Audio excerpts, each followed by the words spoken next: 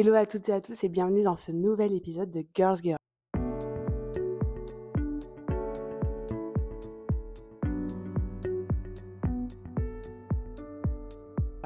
Alors aujourd'hui, je suis particulièrement contente de vous retrouver dans ce nouvel épisode. Car même s'il y a tellement de choses en vrai un peu négatives qui se passent en ce moment, malgré tout, je suis très très heureuse parce que j'ai une grande annonce à vous faire. J'ai validé mon année, mais plus que ça, j'ai validé ma licence. Trop contente, c'était long, c'était chiant, mais c'est fait. Alors au vu des étapes que j'ai passées, j'avais vraiment peur de pas la valider, j'avais peur de pas y arriver. Au final, je suis soulagée d'y être arrivée, même si malgré tout, il le fallait parce que, quand tu es dans le privé, que tu dois payer des années et que potentiellement tu peux tout perdre, comme ta bourse, comme, un moyen en fait de pouvoir vivre en plus à côté, c'est un petit peu primordial de valider finalement. Et donc c'était, il me semble vendredi dernier que je suis allée voir du coup donc moi je suis, dans une université qui est raffiliée à une faculté pour que mon diplôme il soit reconnu par l'État et donc je suis allée voir mon bulletin sur ma messagerie et j'ai vu ce fameux admis qui fait vraiment plaisir à voir, qui est soulageant. Donc j'ai quand même validé ma licence, je suis contente, je suis diplômée même si, on reçoit les diplômes je crois qu'en mars 2026. C'est très tard, mais c'est pas grave. Et donc, je peux officiellement me la raconter, même si en fait c'est le cas de beaucoup de personnes, en disant que je suis bac+3. Ouais. Pourquoi je me dis qu'il me reste quand même 4 ans et demi d'études plus 2 ans de stage si je veux réussir à faire ce que je veux faire plus tard. Je relativise sur le fait que j'ai validé mon année et que c'est que 3 ans sur un total en tout de 7 ans et quelques. Mais voilà, c'est pas grave, c'est déjà une étape de fête de passer. Donc pour tous ceux qui ont validé, bravo. Là, je vous applaudis, de mon côté et puis profitez maintenant de vos vacances. Alors, il y a tellement de raisons pour lesquelles ça me tenait à cœur de valider ma licence. Bon, de toute manière, comme tout le monde, juste réussir son année, réussir, tout plein de choses, dans sa vie de base, qui passent par les études, donc rien que ça. Mais même pour vous situer le contexte, de base, je viens d'une famille qui est entre guillemets «relativement grande», en tout cas du côté de mon papa et donc, j'avais une cousine qui était plus âgée que moi, qui n'est pas une cousine, germine, qui est une cousine, éloignée, je sais pas si ça se dit, je sais pas comment on dit, mais bref. Et donc elle avait 1 an de plus que moi. Donc à l'époque, ma mère était photographe et mon père, graphiste ou je sais plus s'il était déjà, indépendant ou pas, mais bref. Et ma mère, je crois, elle était pas encore photographe, mais en tout cas, elle avait, du matériel photo et elle avait un petit blog, en fait, sur lequel elle postait, des photos de recettes et elle mettait ses recettes dessus. C'était super bien fait et donc du coup, elle prenait de très belles photos et donc souvent, j'avais cette cousine-là qu'aujourd'hui je ne côtoie, je crois presque plus du tout. La dernière fois que je l'ai vue, c'était il y a 2 ans, je l'ai juste croisée vite fait, mais pas plus que ça, quoi. Donc cette cousine-là, ah non, attendez, je l'ai vue plus récemment. Bon, c'est pas grave. Cette cousine-là, qui en fait était, très mise en avant par sa mère, de façon qui à l'époque me rendait un peu jalouse, mais qui aujourd'hui, je trouve ça dramatique. Donc en la féminisant de façon extrême, c'est-à-dire qu'elle avait que 1 an de plus. Moi à côté d'elle, j'avais l'impression de ressembler à un garçon. Franchement, elle mettait des talons, on avait genre 12 ans, maquillée, toute coiffée, machin. Et donc souvent, sa maman lui demandait, enfin demandait à ma maman de prendre en photo sa fille. Et donc du coup, moi j'étais un peu de côté, tu vois, un peu style garçon, de côté. Enfin genre en fait, j'étais pas un garçon, je voulais juste jouer en fait, donc à 7 ans, c'est normal. Mais bon, bref, voilà. Et donc il y a eu, toutes les années collège qui sont passées. Pour tous ceux qui ont écouté le podcast sur Spotify, j'ai subi, du harcèlement quand j'étais au collège. Fin collège, il y a le brevet qui vient et donc moi, quand je suis en quatrième, cette fameuse cousine passe le brevet, elle le réussit, mention bien, félicitations à elle. Et moi, à cette époque-là, du coup, je passe le brevet l'année suivante sans aucune rancune, ni rien, sans aucune idée derrière la tête et je le réussis mention très bien. Mais à la différence d'elle, tout le monde a fêté sa mention, qu'elle a eu le brevet, félicitations, nanana. Moi, tout le monde s'en fichait totalement. Et ce jour-là, je pense que j'ai juste pris le seum. Bon, j'étais jeune, hein. Et donc, je m'étais promis, de base, de réussir à peu près tout ce que j'entreprenais d'un point de vue scolaire pour, «surpasser» entre guillemets cette fille. Je m'en sors plutôt bien. J'ai mon bac avec mention bien. J'étais un peu déçue à cette époque-là, mais ça va. Et puis, je viens d'avoir ma licence sans mention, mais c'est déjà une bonne chose. J'ai traversé pas mal d'étapes, que je préfère pas encore trop exposer sur les réseaux pendant la licence, notamment, dans mon couple, avec mon chéri et puis, de mon côté, d'un point de vue mental. Il me reste encore et je m'apprête à le faire et j'espère vraiment, je croise les doigts pour le faire, 2 années de master normalement à faire, puis 1 année et demie, de CRFPA à faire, puis les 2 ans de stage avant de pouvoir réellement commencer, ma «vraie vie» entre guillemets d'adulte. Ça va être long, mais, avec tout ce que j'ai déjà pu faire, c'est déjà pas mal. Et puis, j'ai aussi fait mon premier job étudiant à 15 ans, l'été. J'ai travaillé quasi tous les étés depuis ce jour-là, donc je trouve que je m'en sors plutôt bien. Avec le recul, en revanche, j'ai l'impression que cette pression que je me suis mise sur les épaules pour réussir à tout prix, sans redoublement, sans césure, sans rien et encore aujourd'hui, hein, je vous dis, si j'ai pas de master, pour moi, c'est la fin du monde. Je pense que je vais vraiment être, dégoûtée, alors qu'en vrai, ce serait une opportunité de faire une année de stage et ensuite peut-être de repostuler et de commencer mes masters. Mais vraiment, j'ai l'impression qu'une année de trou, c'est une année de perdu et qu'un redoublement ou une absence d'études, en fait, à ce moment-là, c'est vraiment un échec total. Tout ça, à part du stress et de l'angoisse, en vrai, ça m'a rien rapporté du tout. Mis à part un peu de satisfaction, mais on se fout tellement de pression qu'en vrai, le admis à la fin, c'est plus un soulagement qu'une vraie satisfaction. Et puis ça va bientôt faire 2 ans que je suis avec mon chéri et lui, devinez quoi? Il est fan de football et le football en vrai, ça m'a encore plus dégoûtée des études parce que, faut quand même se dire qu'à 21 ans, tu fais tes études, tu passes en rattrapage, tu galères à avoir ton année, c'est compliqué. Et puis, malgré tout ça, tu regardes un match avec ton mec et sur le terrain, tu as des types qui s'entraînent 2-3 heures par jour, 4-5 fois dans la semaine, un match le dimanche ou le samedi et pas toutes les semaines en plus. Et donc, toi, tu te retrouves à regarder ça et tu sais que plus tard avec ton bac+7, avec un peu de chance, tu auras 3 000-4 000 € net. Ce serait déjà fou et très bien. Et eux, ils sont là, ils ont 1 million. Qu'est-ce qu'ils apportent à la société? Rien. De facto, ils apportent rien. Et en fait, ils gagneront des salaires que tu atteindras jamais. Ils auront un stade de vie que tu atteindras jamais non plus et je trouve que c'est très désolant et ça te donne envie, en fait, de tout arrêter et de lancer un projet comme ça, lambda, que tu balances dans la nature pour voir si ça marche et si ça marche, tant mieux. Et le pire, c'est que je suis allée voir les salaires des footballeurs de ma petite ville d'où je viens et même eux qui sont en National 1, leur meilleur footballeur, entre guillemets, il touche 300 K.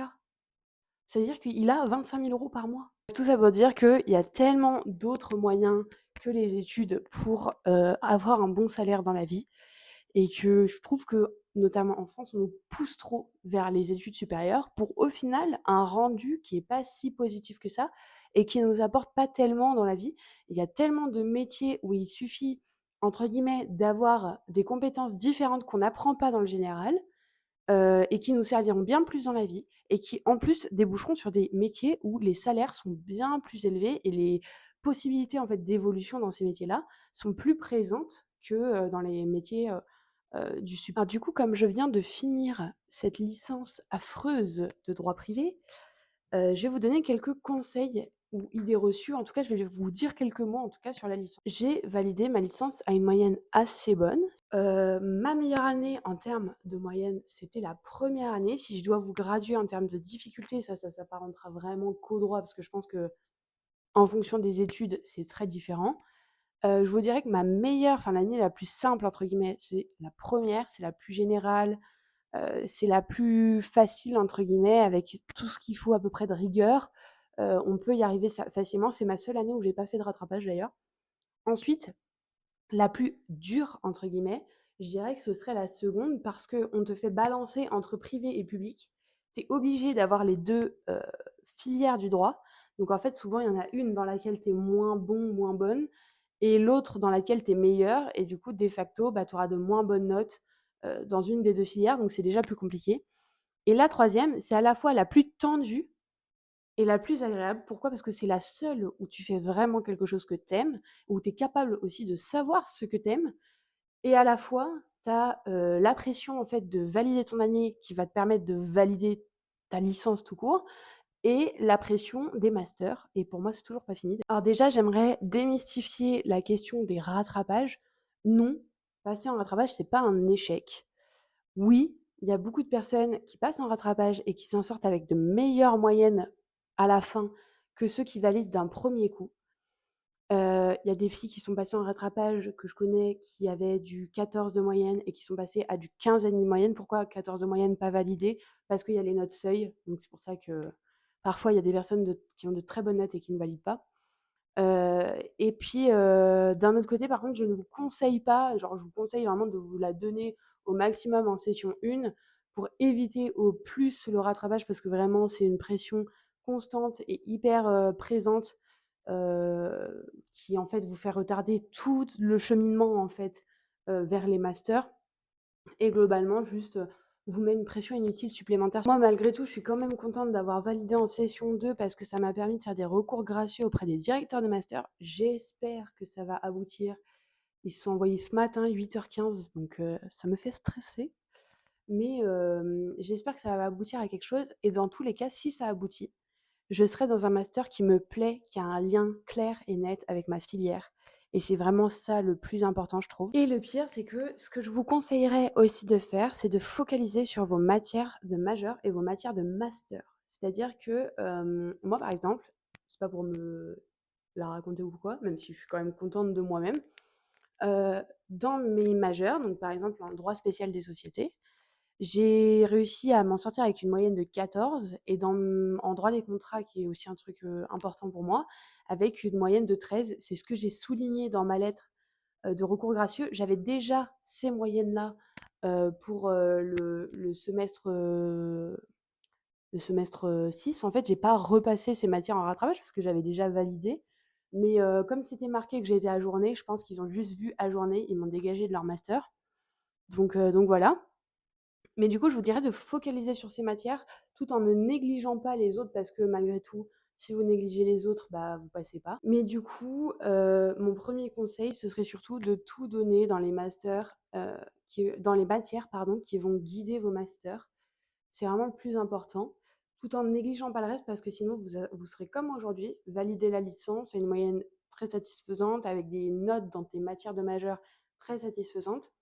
Mais par contre, ne pas valider l'année, mais par contre, ne pas avoir de master et se questionner et en fait, c'est un stress qui est remplacé par un autre. Jusqu'à vendredi, je stressais pour la licence parce que si j'ai pas la licence, dans tous les cas, même si j'ai un master, bah, je peux pas le faire et que, si j'ai pas la licence, je dois peut-être redoubler, je dois peut-être repayer une année, je perds ma bourse, enfin, tout ça et d'un autre côté, bah, c'est un peu un stress qui en remplace un autre parce que, du coup, à partir de vendredi, ce qui a commencé à me stresser dès même que j'ai eu mes résultats et j'ai direct rédigé, en fait, mes demandes, pour les masters. Ce qui a commencé à me stresser, c'est vraiment, bah, les masters. Est-ce que je vais avoir un master? En plus, avec mon chéri, on aurait le projet de remonter dans la grande ville, en fait, dans laquelle je fais mes études, heu et donc de réemménager au sein de cette ville-là pour lui, son travail et moi, que je puisse être proche de ma fac. Mais si jamais j'ai pas les masters, qu'est-ce que je fais? Est-ce que je trouve un emploi dans cette grande ville? Est-ce que je trouve un emploi dans ma petite ville? Lui, il fait quoi aussi? Vous voyez? C'est toutes ces questions-là, qui s'enchaînent. Ça peut paraître rien, il y a des gens qui ont des problèmes bien plus graves dans la vie, il y a des guerres, mais malgré tout, bah, à notre petite échelle, c'est ce qui, peut nous impacter. Quand on a ces idées-là en tête, on peut un peu penser à rien d'autre. Je pense en fait que faire des études, c'est vraiment ne jamais avoir le temps de savourer les petites victoires. Moi, pour moi, vraiment, avoir validé la licence, c'est une petite victoire. Heu, c'est une belle étape de passer déjà. Malgré tout, bah, comme je l'avais pas validé avant les rattrapages, j'ai pas eu le temps de le fêter ou quoi parce que direct, j'ai la pression des masters. J'ai l'impression que je vais pouvoir être contente qu'au moment où j'aurai mes réponses sur les masters et donc je serai contente que si j'ai un master et ma licence en poche et là, je serai tranquille, je serai enfin en mode: «Bon, bah, maintenant je peux pleinement profiter, je peux enregistrer mes podcasts, je peux prendre du temps pour moi, machin. Je peux chercher des appartements sans me poser des questions, en fait. Autre conseil très important pour les études, c'est savoir relativiser et vous questionner sur ce que vous pouvez considérer à l'heure actuelle comme un échec. N'oubliez pas qu'un échec n'en est jamais réellement un. On apprend toujours de nos erreurs et de nos échecs et on change à l'issue de cela. On ne change pas vraiment au fond de nous-mêmes, mais il y a plein de choses qui changent. Ça nous permet parfois de développer au mieux nos connaissances et nos compétences. Ça nous permet de comprendre des choses sur la vie tout court. Donc, il faut vraiment relativiser. Il y a des personnes qui redoublent 5 fois la L1, qui vont quand même devenir de grandes avocates, par exemple, avoir de très bons salaires, et vraiment, vous les auriez jamais imaginées à ce stade-là, tellement qu'elles ont galéré, mais actuellement, elles sont là. Et il y a d'autres personnes, moi j'avais une chargée de TD qui était très gentille, qui était première de sa classe, toute sa licence, son master et tout, qui a fait un grand master lyonnais. Et pourtant, finalement, elle veut simplement, entre guillemets, hein, je dis simplement, mais voilà, elle a fait le barreau et aujourd'hui elle veut être juriste parce que ça lui plaît pas. Alors que tout le monde l'aurait vu à quelque chose de bien plus important, bien plus élevé. Donc il faut vraiment savoir relativiser et ne pas oublier que ce que vous pouvez considérer comme un échec pour l'instant, c'en est pas réellement un et qu'il y a de belles choses qui vous attendent dans tous les cas, ce sera des choses qui vous plairont et c'est ça. Et comme dans cet épisode, on parle de stress et de pression, j'aimerais bien parler de cette trend horrible du hot girl summer. Qui rejoint un peu l'idée du summer body, mais c'est plus large le hot girl summer. Je sais pas qui a inventé ce concept pourri de hot girl summer, mais je déteste ça. On est à l'heure actuelle dans une société où on essaye de déconstruire tous les principes qui ont été mis en place à l'époque. On essaye de déconstruire l'image du couple ou de la famille moderne, classique, pardon. On essaye de déconstruire toutes les idées du genre, de déconstruire toutes les idées sur l'avenir. Et bam, on nous met ça, nous les meufs, mais je pense que les mecs ont peut-être aussi des obligations ou des choses comme ça qui pèsent sur eux, mais ici on parle des filles, donc voilà. On nous met ce truc-là du hot girl summer où il faut réussir dans sa vie pro, il faut réussir dans ses études, il faut réussir dans sa vie tout court. Puis, quand vient l'été, il faut avoir des vacances, travailler si vous êtes en études pour pouvoir vous payer ces vacances, partir en vacances dans une belle destination, genre Mykonos, machin, vous faire bronzer, profiter, faire des restos, rentrer, tout ça pour qu'en septembre, quand vous allez réintégrer votre licence, machin, vous puissiez dire que vous avez bronzé à tel endroit devant des gens que vous ne connaissez même pas. Je déteste cette idée. Je déteste cette «traîne» entre guillemets. Ça me désole cette idée parce que du coup, ça t'enlève le fait que, en fait, quand tu es en «vacances» entre guillemets, que tu travailles ou pas, tu es censé te reposer et en fait, faire les vacances d'été et de Noël, c'est vraiment, 2 périodes où tu as aucun repos parce que les vacances de Noël, il faut réussir à tout préparer. Il faut dépenser, il faut payer des cadeaux, il faut trouver des cadeaux, il faut recevoir ou aller chez les gens pour passer le Noël. Être habillé d'une certaine façon, se comporter d'une certaine façon pour distribuer des cadeaux, des machins. Et puis tout ça, c'est un stress qui s'étale sur 1 à 2 semaines et puis ensuite, vous avez les vacances d'été qui arrivent, où, il faut partir en vacances, il faut absolument aller dans le sud. Mais moi, en fait, j'ai envie d'aller en Norvège, genre, j'ai pas envie d'aller me bronzer la pilule sur une plage où il faut que je vienne à 5 heures du mat pour pouvoir caler mon parasol, pour cramer et finir en insolation et rentrer chez moi et reprendre mon train de vie classique. Enfin, je vois pas l'intérêt. Alors du coup, mon petit mot pour toutes les femmes là qui sont actuellement en train de culpabiliser de rester chez elles, de se commander un McDo pour manger leur McDo devant leur série le soir et qui la journée font des activités qui leur plaisent comme de la lecture dans leur chambre. Je vais vous dire que moi actuellement à 21 ans, je fais mes podcasts, j'ai validé ma licence et je vais passer mon été à continuer à stresser plusieurs fois par jour par rapport au master, à attendre d'en avoir et quand j'en aurai un, ça ne changera rien au fait que je resterai chez moi à chercher des appartements parce que oui, ça prend vraiment du temps de chercher des appartements et en fait à rien faire quoi, à me reposer, heu, à essayer tant bien que mal de faire, vraiment grandir le podcast. Mes objectifs peut-être réussir à recevoir une invitée d'ici, fin juillet, maximum fin août.